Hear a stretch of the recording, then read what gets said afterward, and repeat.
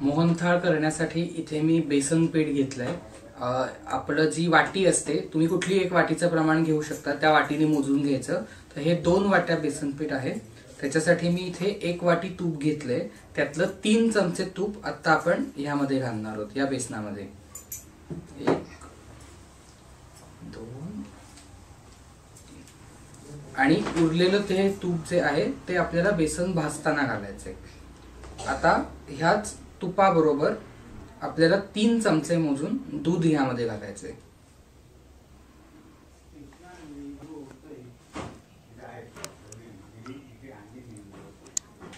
आता हे तूप आणि दूध जे आहे ते आपल्याला ह्या बेसनामध्ये छान मिक्स करून घ्यायचंय। हे घातल्यामुळे काय होतं, तर ह्या बेसनाला छान रवाळ टेक्स्चर येतं। आपलं जे बेसन असतं ते खूप फाईन म्हणजे खूप बारीक दळलेलं असतं, तर ते आपल्याला मोहनथाळमध्ये असं रवाळ लागतं खाताना। म्हणून त्याच्यात थोडंसं दूध आणि तूप असं घालून ह्याला छान आपण रवाळ करून घेणार आहोत।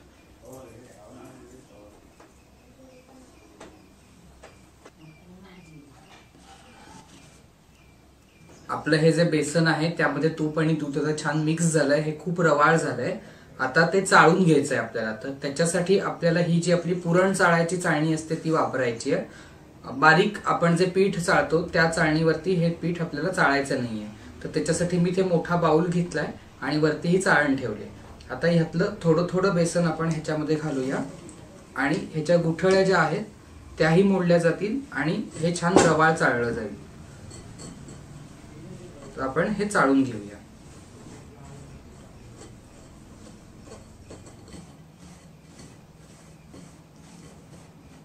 तुम्ही इथे बघू शकता, ह्या मोठ्या गुठळ्या असतात ना, त्या एकसारख्या चाळल्या जातात म्हणजे। आणि आपला जो रवा ह्या बेसनापासून तयार होतो, रवाळचे टेक्स्चर तयार होतं, ते एकसारखं होतं, लहान मोठी गुठळी राहत नाही।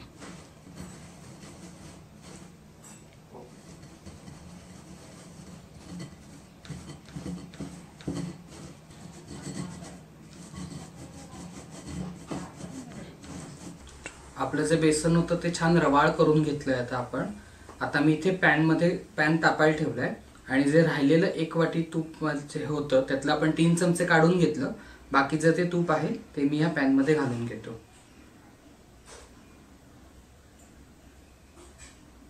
आपलं तूप आता इथे विरघळलंय। आता हे जे बेसन आहे ते आपण ह्यामध्ये घालूया।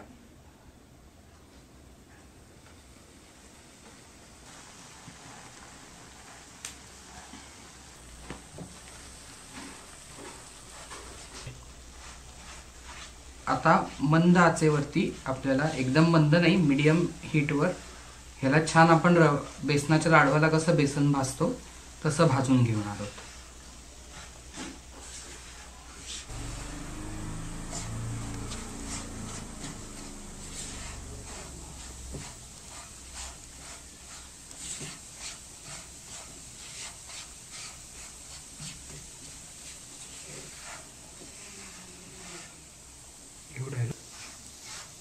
या स्टेजला इथे थोडं तूप आपल्याला कमी वाटत असेल, पण जसं जसं हे बेसन भाजलं जाईल तसं तसं हे बेसन तूप सोडायला सुरुवात करेल।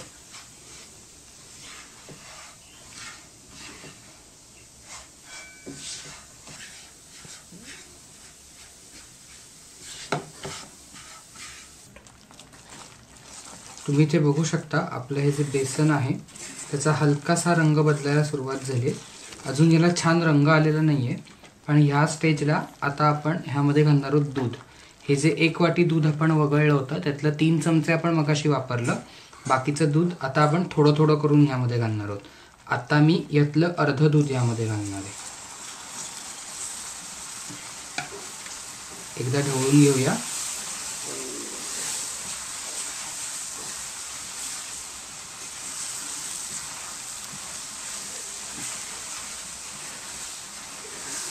दूध घातल्यामुळे मोहनथाळ छान रवाळ होते आणि आता एक 4 ते 5 मिनिटं आपल्याला ह्याला परत परतून घ्यायचं आहे। हे दूध जे आहे आत्ता घातलेलं आपण ह्याच्याबरोबर आटलं पाहिजे आणि हे आटलं की मग आपण पुढचं थोडंसं दूध घालूया ह्याच्यात।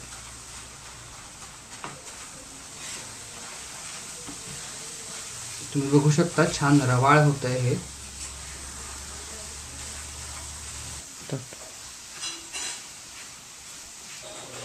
तुम्ही ते बघू शकता. आता हे छान रवाळ व्हायला सुरुवात झाली आहे. एक 5 मिनिटं आपल्याला परतलं की ह्याला परत तूप सुटेल आणि ह्याचं तूप सुटलं परत की मग परत थोडंसं दूध आपण यामध्ये घालणार आहोत.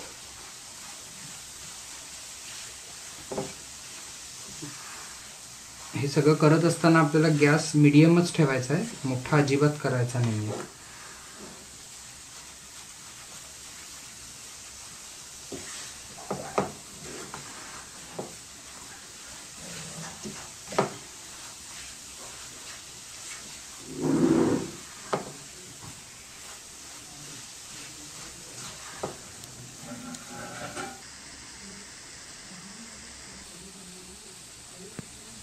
इथे या बेसनाचं तूप सुटायला लागलंय परत थोडं थोडं.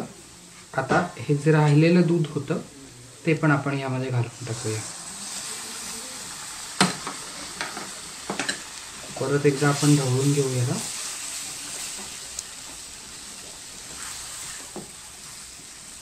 आणि आता एक 5 मिनिटं आणखीन ह्याला आपल्याला परतून घ्यायचंय.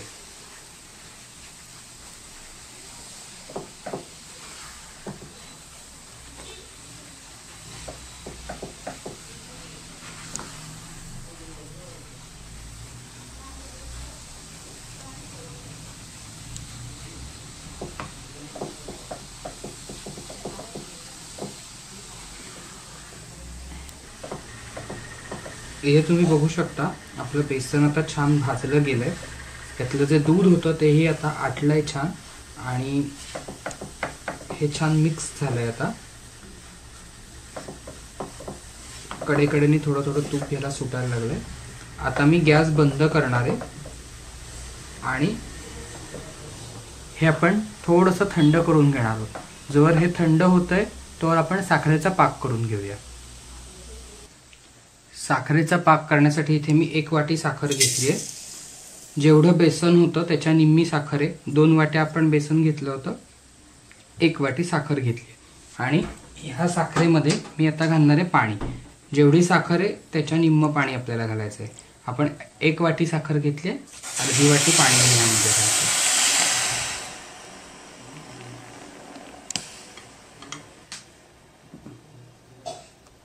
आता ही साखर आपण छान विरघळवून घेऊया आणि याचा आपल्याला 1 तारी पाक तयार करायचा आहे.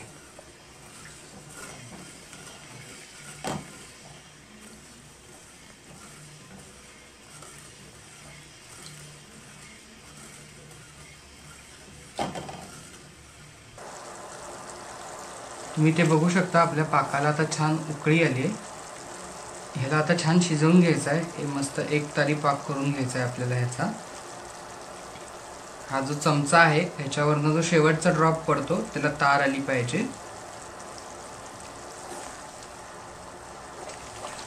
2 ते 3 मिनिटं लागतात 1 तारी पाक व्हायला मीडियम गॅसवरती.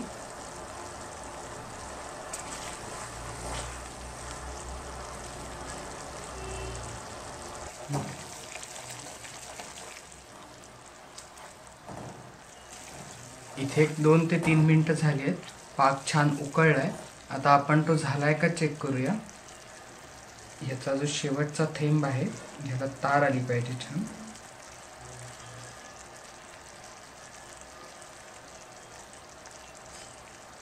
तुम्ही बघू शकता ह्याला बारीकशी तार यायला सुरुवात झाली आहे. अजून पूर्ण तार येत नाहीये. 1-2 मिनिटं आपल्याला ह्याला अजून उकळवून घ्यायचं आहे. इथे जो आपला पाक आहे तो तयार झालेला आहे. मी गॅस बंद करणार आहे आणि जे मिश्रण मगाशी आपण थंड करायला ठेवलं होतं बेसनाचं त्यामध्ये हा पाक आपल्याला ओतायचा आहे.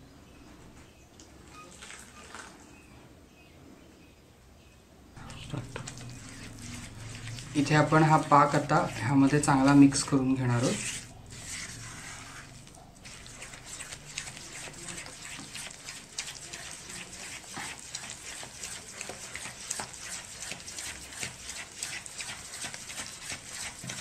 ह्याच्यात गुठळी नाही राहता कामा अजिबात. छान मिक्स करून घ्यायचं आहे.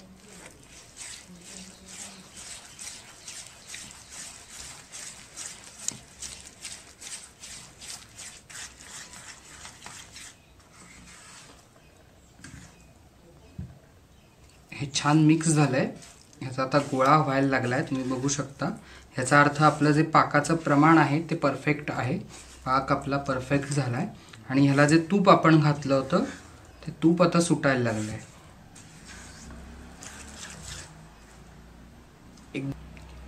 आता ही मोहनथाळ थापण्यासाठी मी इथे एक ताट घेतलंय आणि तुम्ही बघू शकता ह्याला मी तुपाने ग्रीस करून घेतलंय, जेणेकरून आपली वडी जी आहे ती खाली चिकटणार नाही. इथे आपलं हे जे मोहनथाळचं मिश्रण आहे ते आता मी ह्यामध्ये काढून घेणार आहे.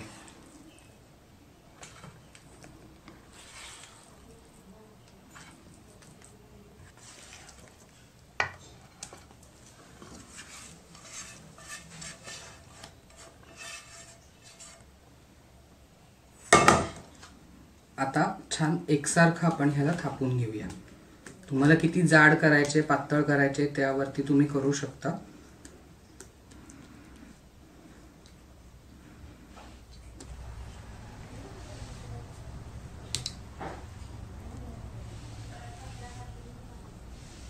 मी एकसारखं ह्याला छान पसरवून घेतलं इथे.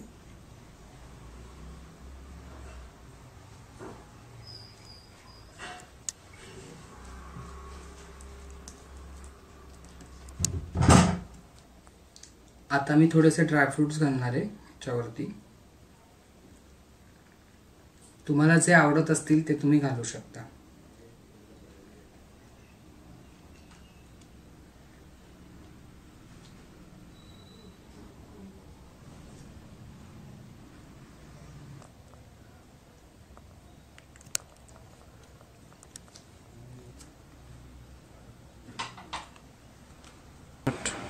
आपण जे मोहनथाळ केली होती ती सेट व्हायला 3 ते 4 तास लागले. आता इथे ही सेट झाली. आता आपण ही कट करून घेऊया.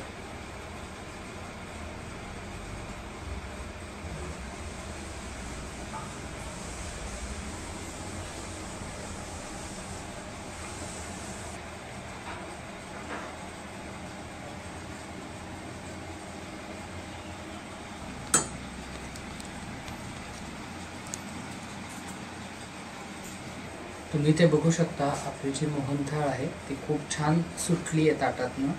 अगदी मस्त वड्या पडल्या आहेत ह्याच्या. तोंडात ठेवताच विरघळतील अशा. आपण आता ही सर्व करूया.